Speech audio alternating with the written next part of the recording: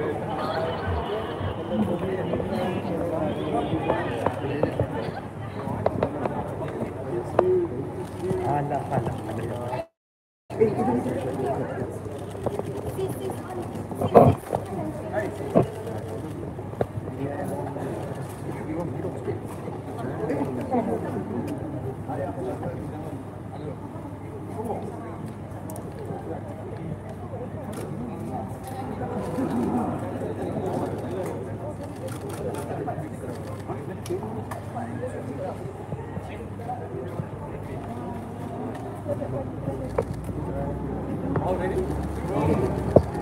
Okay, ya? Okay, kena kuat. Dari depan sikit. I thought my voice very loud. Okay, hari ini kita buat satu press conference berkenaan dengan banyak isu.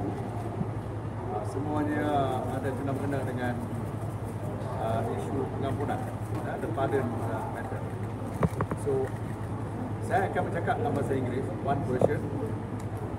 Kemungkinan ada paper, kemungkinan kalau dah siap, ya. Kalau tidak, saya akan buat press conference dulu. Dan the question you ask, and by the time hopefully you get the reference for you to write. Is that alright? Okay. Now, as you know, the process of pardon was initiated by us on the 1st of September 2022, which actually were a few days after the conviction by the federal court, not by the review court, but by the substantive federal court. So we quickly put in the pardon paper. Now, September 2022. Then we followed up with two what they call addendums. Addendums are just additional. You can call it volume 2 and volume 3, but they form one group of a single pardon paper. The first addendum was 18 October 2022, and the second addendum was 20th April 2023. Now, why I want to lay this background so that you know some of the ridiculous questions that has come up in the public, even by some purportedly intelligent people. I've been talking a lot of nonsense. The reason why I raise this is because in all three addendums, our single attack for purposes of getting pardon is because we said Datuk Sri Najib never got a fair trial, especially at the federal court when the request for adjournment by his new counsel of 3 weeks old were not granted, and the federal court proceeded to hear the appeal, although Datuk Isham Depote did not make any submission because he could not. He was not prepared. The worst thing happened was they heard the other side, who's got nothing to do with the appeal. They are only responding. So that was a very serious breach of fair trial, which the court in review 4-1 decision that one person, which was Tan Sri Raman Sebli, agreed with us that he should be acquitted purely on the issue of lack of fair trial. Now, you may be wondering, I hope you are a lot more open-minded than the Bar Council, because the Bar Council seems not to understand what is fair trial. Maybe because the president now has never done a criminal trial. You remember there is a case called Lee Kuan Yew. Lee Kuan Yew was a federal court case. And who presided? Richard Malanjung, Hashim Yusuf, and the person who wrote the judgment was Gopal Sriram. Okay? So very familiar figure. In Lee Kuan Yew, he was charged for drug trafficking. The case was overwhelming. Very important for you to bear in mind. The case was so strong. So the High Court judge said, forget about submitting at the end of the prosecution case. I'm calling for the defense because the case is overwhelming. Enter the defense and you put your defense. So he was convicted, sentenced to death. Court of Appeal sentenced him to death, confirmed, went to federal court. In the federal court, he complained that his right under Article 5 of the federal constitution, namely the right to a fair trial, was breached. All the three judges, written judgment by Gopal Sriram, said, yes, it may be a case so overwhelming against him, but he has got the fundamental right to a fair trial. And you just imagine any of your relatives deprived of the right to be heard when your neck is at stake. You're about to be hanged. You were told, we don't have to hear you because the case is overwhelming. Now, that was as simple as that in Lee Kuan Yew. But in Dato' Sri Najib, he never had a chance to be heard in the federal court 100%. Not heard.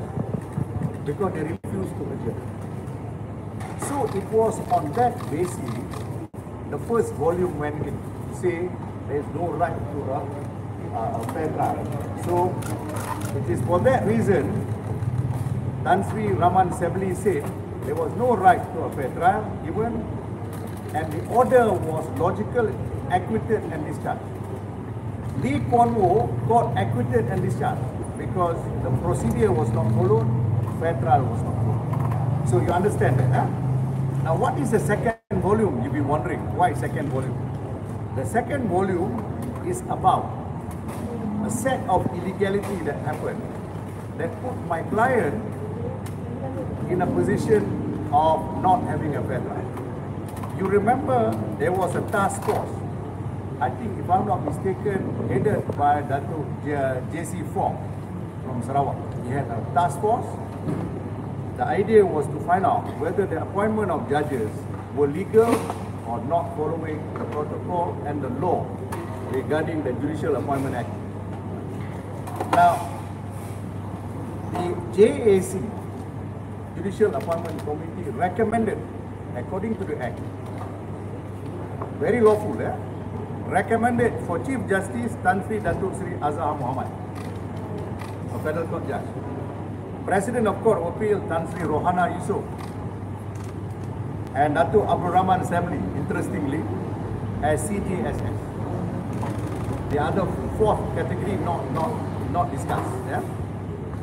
But what happened?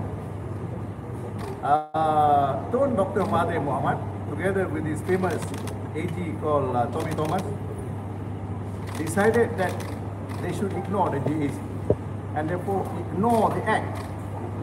And what did they do? They did not accept what is bound for them to accept. Instead, they appointed for Chief Justice Richard Malanjung, not even in the category of recommendation. Then they appointed Tan Sri Ahmad Haji Maruf as President of the Court of Appeal, whose name also never appeared. Then you have Tan Sri Zahra Ibrahim. They appointed her as Chief Judge of Malaya, and Datuk David Wong Dapwa as Chief Judge Sabah Sarawak. Now, what happened next is interesting. I want to shock because CJM Tan Sri Zahra Ibrahim, within 4 days or 5 days of her appointment, flipped the judges. Sofian, who was already hearing the SRC case. Already hearing, remember he gave the gag order for no rhyme or reason. He was taken out, put in civil division, and one civil division judge called Nazlan was put in the criminal division to hear Datuk Sri Najib. No rhyme or reason. I have written to her and say why. And she answered me and said, oh no, there's nothing wrong with the judges. It's just a routine transfer. You know it is not a routine transfer. Why? Routine transfer in the middle of a case. Right? The rest are history. You know what happened to the SRC case. So this is part of what we say. We don't care what the Nazlan did. He may have done the best of effort. We don't care. But we are asking, in the case of Sufyan, it is a random selection by computer. You put the system in place, the judiciary. So why can't you stick to it? Why do you change the goalpost when it comes to Najib?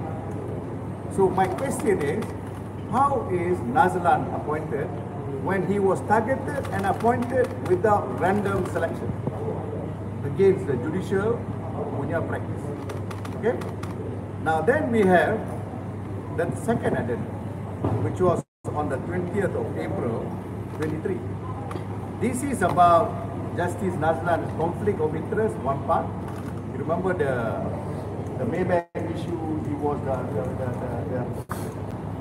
Consul General. He also advised on SRC and also one MDB, and we say you're in conflict. That's one part. Second part, we put in the two judgments in the review. 4-1, remember? We put the majority judgment, which was hardly anything. I think it's about 11 pages or so. And then we put the very detailed judgment of Justice Raman Sethi. You say, look at the argument, and I don't want to argue, you read it yourself. Basically, we told the young people, you read it yourself, see which one you like, which one you prefer. Because quite certainly we are confident, if we read Raman Sethi's judgment, you'll be persuaded for an acquittal, yeah? Because no right to a fair trial. So you notice these three documents all about, I didn't have a fair trial. I didn't have a fair appeal. Nothing to do with the issue of the normal pardon. Namely, I'm sorry I committed the murder. I'm sorry I stole the money from the bank. I now throw myself at your feet for mercy. Please give me mercy and therefore reduce my sentence. This is not the case. This is the case. I am repeatedly saying I'm not guilty because you didn't try me properly. You didn't behave fair. So in the context of that, what is the Bar Council talking about? And this group called G25, I don't know where they come from, G25. G25 say, how can you reduce the, by way of pardon, the sentence? Because he didn't plead guilty and say sorry about what he did. Are you stupid or what? Because the idea of the pardon is about fair trial. It's got nothing to do whether he admitted he's guilty or not. So G25 and the Bar Council completely are ignorant and completely miss the boat. They don't understand the law. Right? But I'm not surprised with the Bar Council not understanding the law because they don't understand their own charter. They have lost all the cases under legal profession. Now, I want to go next to this. What happened at the pardon? You have been waiting for this. Okay? Now, the pardon started, the actual discussion, detailed discussion on the 8th of December 2023. Very detailed. I think it went on for a couple of hours. And they discussed Datuk Sri Najib's matter and so on. He was going in a particular direction, which I am not entitled to say. It's not nice, because it is supposed to be a secret. Because they were legal, I would discuss. But what happened subsequently was, the young Deputy Agung said, I will make a decision later, not now. So he adjourned the matter, and that's what happened.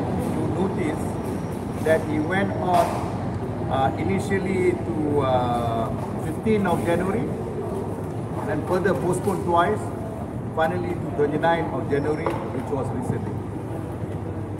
So, what happened on the 29th January? Because 29th January, I mean, you have already discussed 8th of December. 29th January, you're supposed to give just the result. I am told, and I'm confident this happened, otherwise I wouldn't dare tell you. On the 29th, the young Deputy Nago was thinking of a full pardon. Okay? But he wanted to be sure. He passed votes around, 4 empty vote papers. He passed around to the 4 non-permanent members. Put yes or no, full pardon. The result came back. I don't know what is the result. Then he said, never mind, I have decided the alternative. And the alternative is what is, you got the result. But even the result, I'm going to tell you, there's a lot of contradiction, which I will elaborate in a short while. But why I want to mention to you about this voting system is, with the greatest of respect, pardon is the sole prerogative of the young Deputy Nago. He can listen, in fact, he should listen to advice, opinion and so on, but he doesn't take vote. He shouldn't. He should decide on his own. He can say, I'm rejecting all advice and opinion, but this is my decision. And there's nothing you can do about it. You cannot challenge in court because that's the royal prerogative. This is an established law, at least 8 cases in this country that I've decided that you cannot challenge, and that discretion is absolute. They are not bound by any advice. But Karen Chia, the chairman or the president of the bar, seems to think otherwise. In spite of 8 cases looking at her face, that you cannot challenge.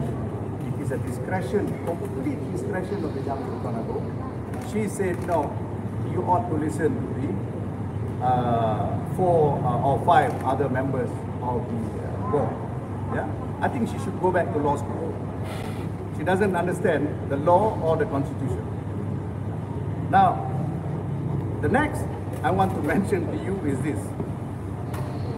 You must have seen the official media release from the Prime Minister's office. But this Prime Minister's office is a department. I must be very clear. It is not necessarily from the Prime Minister's own office. Now, the media release is this. I'll take one by one, show you. I think you have seen this. Right? You have seen this. Now, if you see this, you will realize this is dated 2nd February 2024, Friday, Jumat. You notice the dates and everything is all typed in one go, in one fashion, it is typed. Alright? But what is wrong with this document? This document says diberikan pengurangan 50% bagi hukuman dan denda yang perlu dibayar, which is a very clumsy sentence.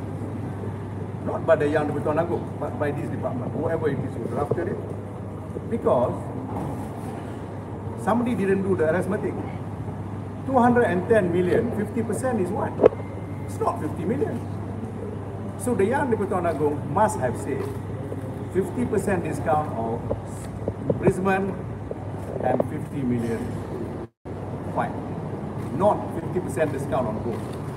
Okay, so this is very clumsy. But the worst thing is this, that this document seems to suggest that it was the board, the pardon board, that decided the pardon, not the Yang Deputy Nago. It was the pardon board. It says, setelah menimbangkan pendapat dan nasihat, mesyuarat Lembaga Pengampunan Wilayah-Wilayah Persekutuan Kuala Lumpur, Labuan, dan Putrajaya kali ke-61 telah memutuskan hukuman ke atas yang berbahagia Datuk Seri Najib bin Tun Haji Abdul Razak diberikan pengurungan 50% bagi hukuman dan denda yang berubah. So clear kan?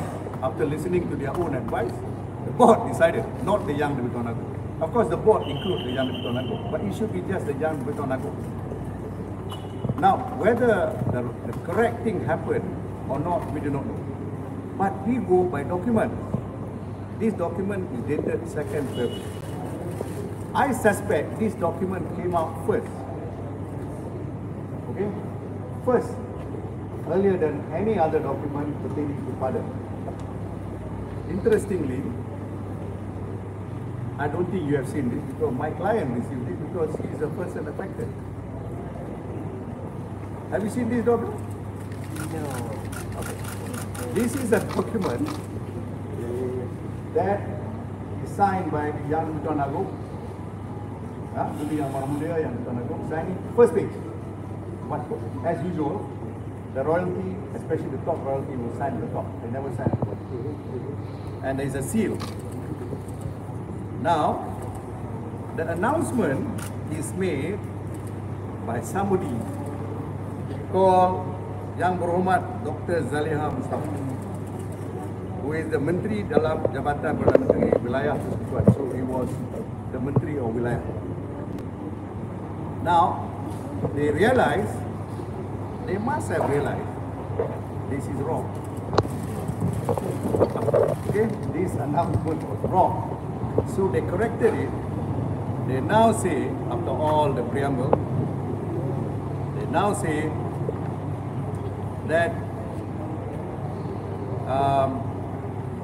bahawasanya, I won't read.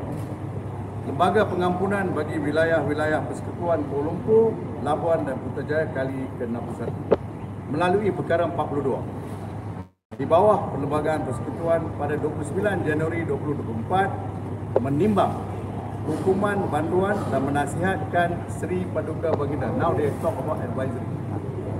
Yang di-Pertuan Agong supaya banduan Datuk Seri Muhammad Najib bin Tun Haji Abdul Razak meneruskan bagi hukuman. Okay? Then they say this. It's very odd. One is a third party kind of talk, and now the Yang di-Pertuan Agong talk in the same document. It says, dan bahawasanya adalah munasabah pada hemat beta belas kasihan patut diberi kepada Datuk Seri Muhammad Najib bin Tun Haji Abdul Razak. Maka oleh yang demikian, beta Al-Sultan Abdullah Riyatuddin Al-Mustafa Billah Shah Ibni Almarhum Sultan Haji Ahmad Shah Al-Musta'in Billah Kebawah Duli Yang Maha Mulia Seri Paduka Baginda Yang di-Pertuan Agong ke-16 pada menjalankan kuasa yang terletak pada beta oleh perkara 42 Perlembagaan Persekutuan dan semua kuasa lain yang membolehkan bagi maksud itu adalah dengan ini memerintahkan bahawa Datuk Seri Najib dibebaskan pada tarikh pembebasan awal iaitu 23 Ogos 2028 dan denda dikurangkan kepada 50,000. There is no 50% lagi lah. All these are corrected. Sekiranya denda tidak dibayar, tempoh penjara bagi Datuk Seri Najib ditambah selama setahun. That means 23 Ogos 2029. Pada menyaksikan hal tersebut di atas, beta telah menurunkan tanda tangan dan cok mohon beta pada 29 Januari 2024 but signed by Dr. Zaliha. But interestingly, I'm sure the Agong did the right because he has to make a decision. Those people who prepare the paperwork are the one who blunders. Look at the date, it's chopped. Why is it not typed in one go? Because this is on the 29th, the date of the decision. Nampak? It's chopped. Okay? Now I ask you a very simple, logical question. If this existed on the 29th January, if this existed, I'm thinking it did not. Okay? How could a blunder be made on the 2nd of February? If you have this, how did you blunder this? This is what date? 2nd, which is a few days later. But you have the benefit of this. And there is a chop, which is very suspicious. So when was this made? And when was this? Okay? So it's a very interesting question of law. At this point, I'm going to tell you, we are seriously thinking about another petition for pardon. A full pardon, they call it a free pardon, which we have asked for. We want to reiterate that. We're waiting for the right timing. We will do it. Okay? Now, I next go to another issue. But I conclude by saying on that part, whether the Pardons Board decision or the Yang Pertuan Agong decision was regularly made or not,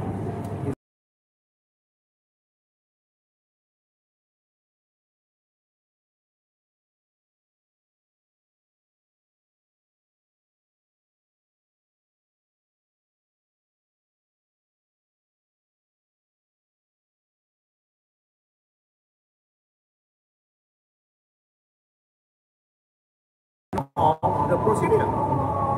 Everything seems to be under. So why is it on Datuk Sri Najib? You know, it didn't sound right. The public, like you, who represent the majority of the public, they would want to know what actually happened. All right. Now I want to comment. There are various members of the public, as I've said, who has made comments that are untoward, they are quite ignorant, and so on. They have asked questions like, should he get a pardon at all? Should he even get a reduction? So a lot of maki, chachi, and all that, again, Datuk Sri Najib. Failing to recognize the concept that our request for pardon is anchored on lack of fair trial. Nothing to do with I'm sorry, tolong, you know, nothing to do. Alright? Now, second, there was also, as we said, there was a total deprivation of fair trial. We got one recognition by Man's Assembly. And we said, look, read it. This is a man of immense knowledge, very senior. He's now Chief Judge of Sabah Sarawak. Don't ignore, look at it, what is it? Then there is the Bar Council rhetoric through Karen Chia. They say, you cannot believe this. Karen Chia said, there is due process. Why can't you obey due process? You know, the point I'm asking is this particular Karen Chia. That's precisely it. We are saying, why don't you obey due process? They are asking us, they're telling us, why don't you obey due process? We're saying, yes, please obey due process. Give us the right to be heard, which you did not. And because you failed, you should acquit him.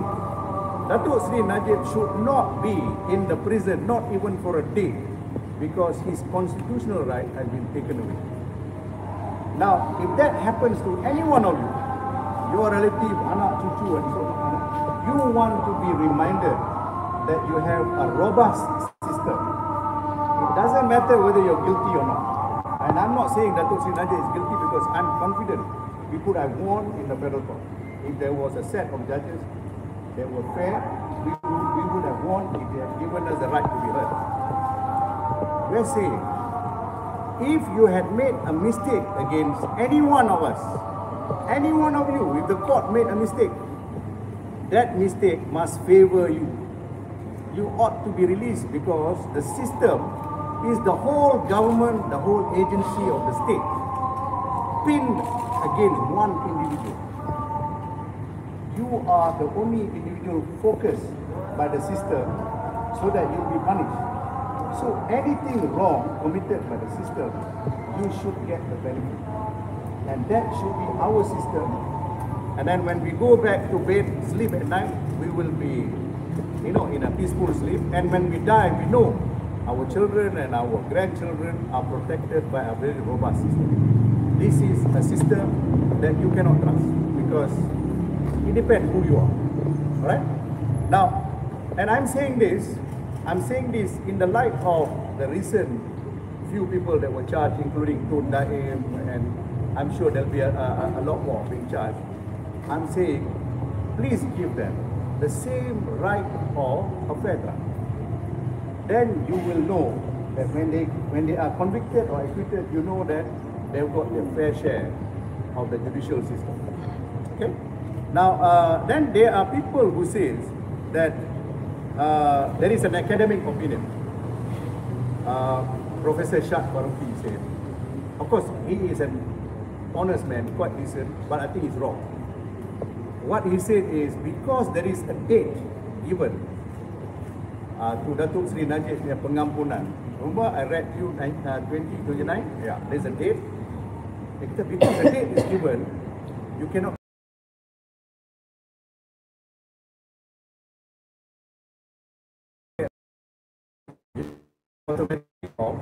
you serve only 2 terms and then minus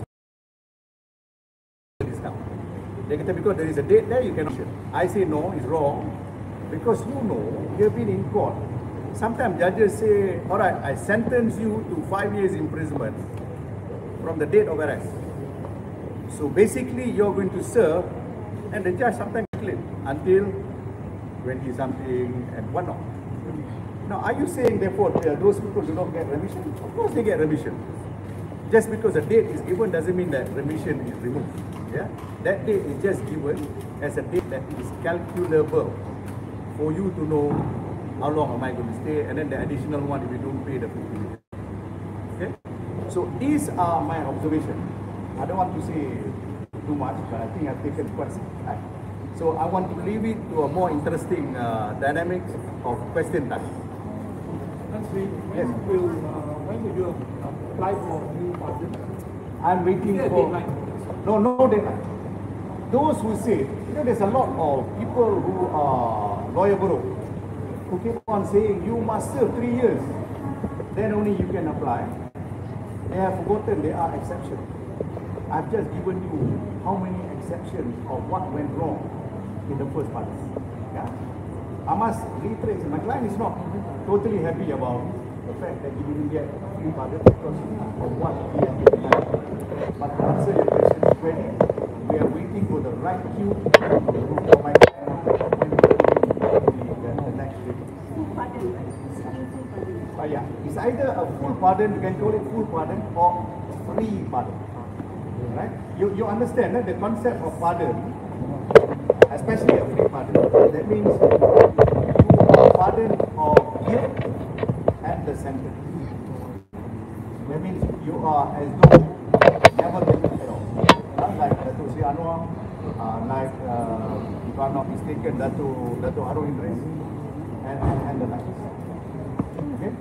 Tan Sri, you mentioned in so many words, would you be able to tell us in brief why you're submitting another request for pardon? Okay, the reason why we wanted to make another request is because we don't think the Pardons Board, without denoting any blame to any particular person or person, I don't think the Pardons Board operated the way the Constitution expects them to operate.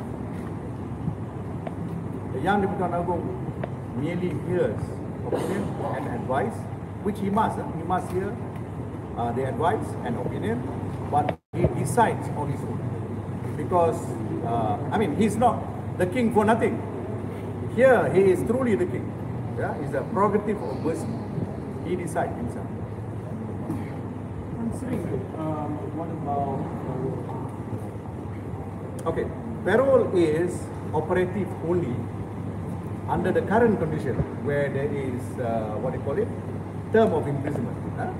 If this term of imprisonment stays without being revised or a new pardon matter has taken place, parole is job of the prison.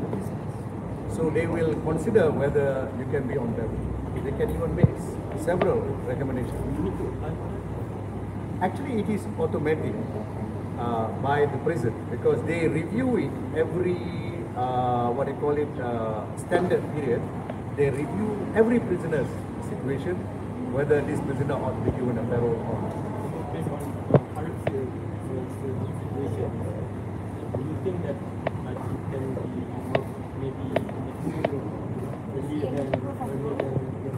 it is possible. It is possible. But as you know, my mind has not been directing towards that. Yeah? But the answer is yes. It is possible. That's why I said what the academic opinion about not getting the remission. The parole involves remission. We don't know. We don't know because I think the prison authorities have never seen documents, especially rather checkered. So they would like to make some sense. Tan Sri, just want to ask you this question. You said you're waiting on a word or instructions from your client in regards to submitting a new request for pardon. Yes. What is your criteria or date in which you would pick to send this request for pardon? Is there a specific date? What kind of time frame? What kind of stars have to align in order for that to happen? I don't wait for any stars. Although to the Chinese they'll be quite happy. Although I'm born in the year of the dragon, we don't work on the stars or the year. But certainly I don't want to push it too fast because the young Debatonaga has not warmed up the sea. So that's one criteria for sure. Yeah? And the other criteria is I want to wait for my client instruction as to consideration of other things. That's right.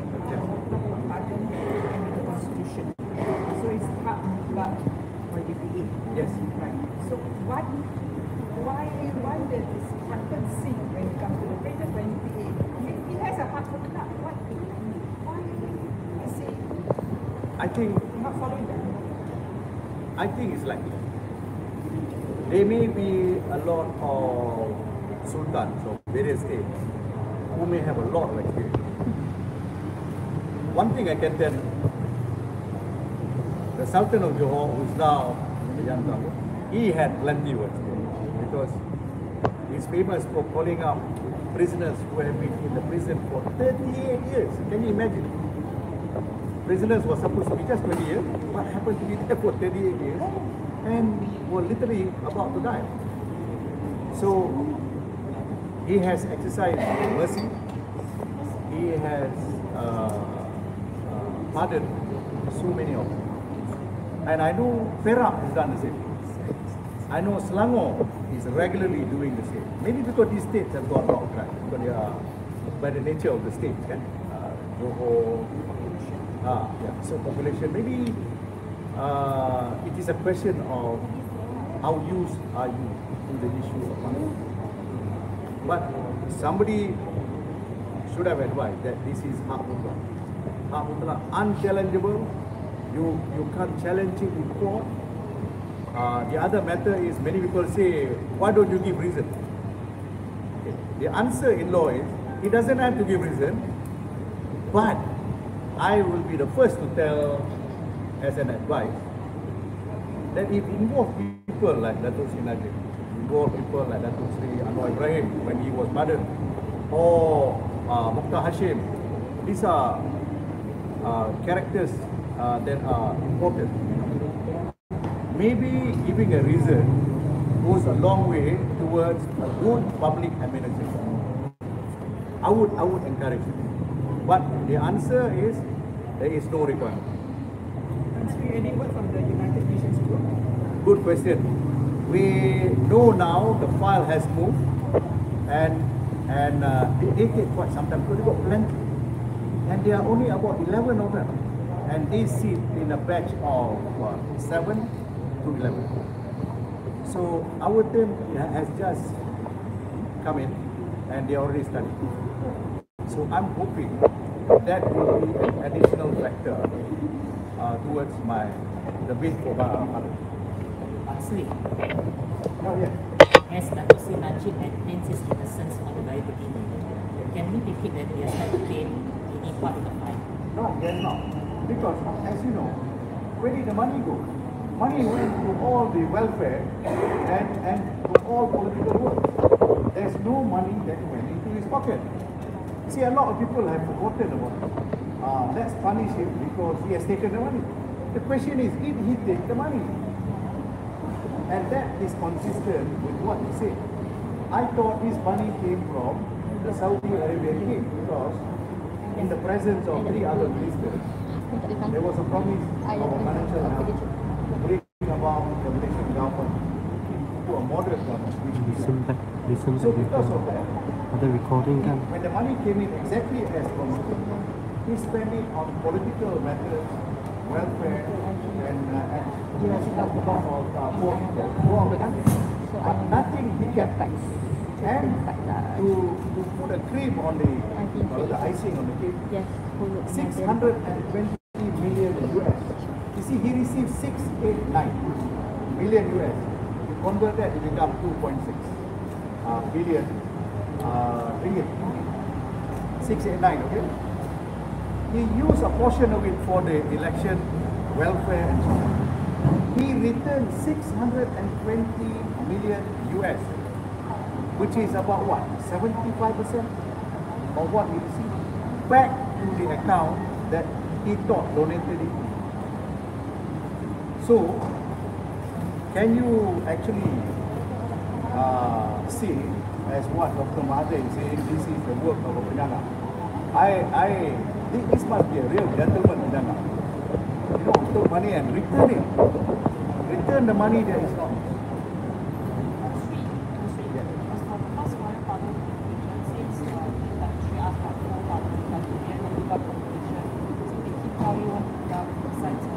He's disappointed. He's very disappointed because he has always argued, consonant with what the minority decision in the federal court, that he should not spend a day in the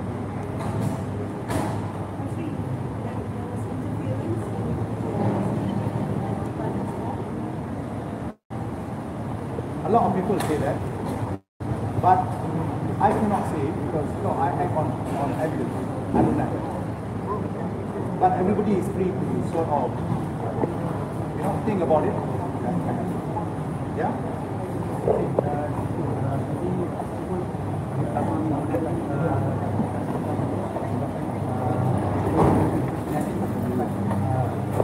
Yes.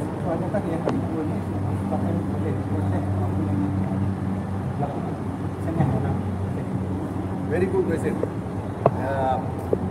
See, for those who did not hear, this is also in Malay. Let me translate. Yeah. His question is this: my first pardon paper was on lack of fair trial, and then he picked up from what I said. There is also a lack of a fair assessment in the pardon. Am I going to incorporate lack of assessment of pardon as something unfair in the process as the basis of my second pardon request? The answer is yes, for sure, among others. Yeah? Okay, right. Thank you. Thank you very much. Thank you, Tan Sri.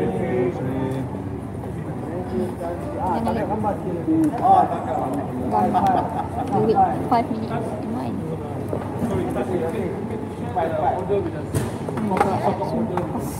I don't know whether He taught English by it's personal to older, and I think there is confidentiality.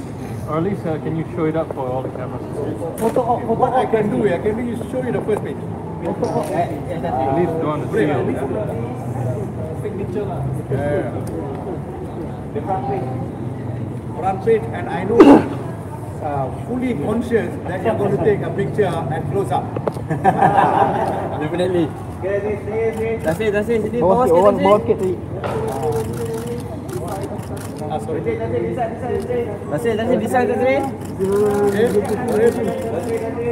Your left. That's it.